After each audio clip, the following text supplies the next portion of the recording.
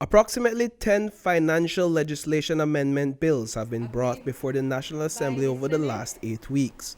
The Briceno administration has been pushing these amendments through Parliament to avoid a repeat of the 2013 de-risking nightmare. The Caribbean Financial Action Taskforce is leading the charge to ensure that Belize's financial sector complies with international standards. The Belize Anti-Money Laundering Committee is the body responsible for providing the recommended reforms to satisfy international standards. Lene Yesigiri Magan is the director at the Financial Intelligence Unit and a member of the committee. It's the fourth round, which really means it's the fourth time that we're being assessed by the Caribbean Financial Action Task Force, which also means that there will be a fifth because it is a process that repeats itself. And there is a particular focus with each assessment. So in the third round, there was a lot of emphasis on whether or not you had laws and systems in place. And the third round was meant to prepare us for the fourth round, where they would also be looking at laws and systems because it is acknowledged that these things do evolve, change, and reform. Therefore, we've identified areas in our laws and framework that need strengthening. The end goal is a robust financial system working in tandem with international monetary agencies to combat the financing of terrorism as well as the proliferation of weapons of mass destruction. In 2013, Belize suffered an international black eye after failing to address deficiencies in its laws. Its financial sector was blacklisted by the Caribbean Financial Action Task Force. At the time, former Prime Minister Dean Barrow did not take kindly to the decision. The big countries are hypocrites. They don't practice what they preach. They tell you what you have to do. They talk about harmful tax competition.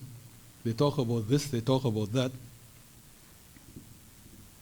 They talk about knockoff counterfeit goods. At a place near New York, Canal Street, Chinatown. The point is that in passing the legislation that we did, we had to try to steer a careful course. We recognize that these big countries and that their proxies, their agencies, are all powerful and can collapse our system. So we can complain, we can denounce them, but the fact is that ultimately we have to recognize where the power lies. To put things into context, according to an economic impact study done by the United Nations, at the height of de-risking, 3 domestic banks lost 90% of their corresponding banking relations between 2015 and 16. As a result, customers faced unprecedented challenges in carrying out US dollar transactions. Customers were paying almost double the amount to do business. Many importers and exporters were unable to execute transactions from Belize.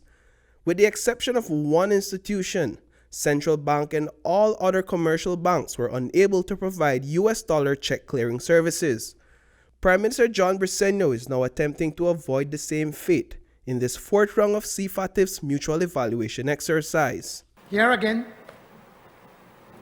you have a clear example of why we said that the UDP administration was incompetent. Well, either they were incompetent or they just did not have the capacity to get this important work done. And what was the result of their incompetence, Madam Speaker? Well, the result was that this was part of the reason why we lost 80% of our corresponding banking relationship. Sound technical compliance with the FATF recommendations is critical for the continued smooth functioning of Belize's commerce and economic activity with our partners in the international financial system. The possibility of further de-risking looms in the event the current administration fails to address the legislative deficiencies identified. Nonetheless, Magan says Belize is on pace to meet its obligations. I can tell you it's 40 recommendations, each with different criterion that we have to look at, and each criterion has different aspects. So the analysis is really meticulous and detailed, and it has to be robust to ensure that we're complying. And that's part of the reason why we are where we are now. Notwithstanding, I don't think that as a jurisdiction, we should let that deter us in terms of trying to meet our objectives and trying to get as prepared as possible for the different milestones along this evaluation process. Reporting for News 5, I am Paul Lopez.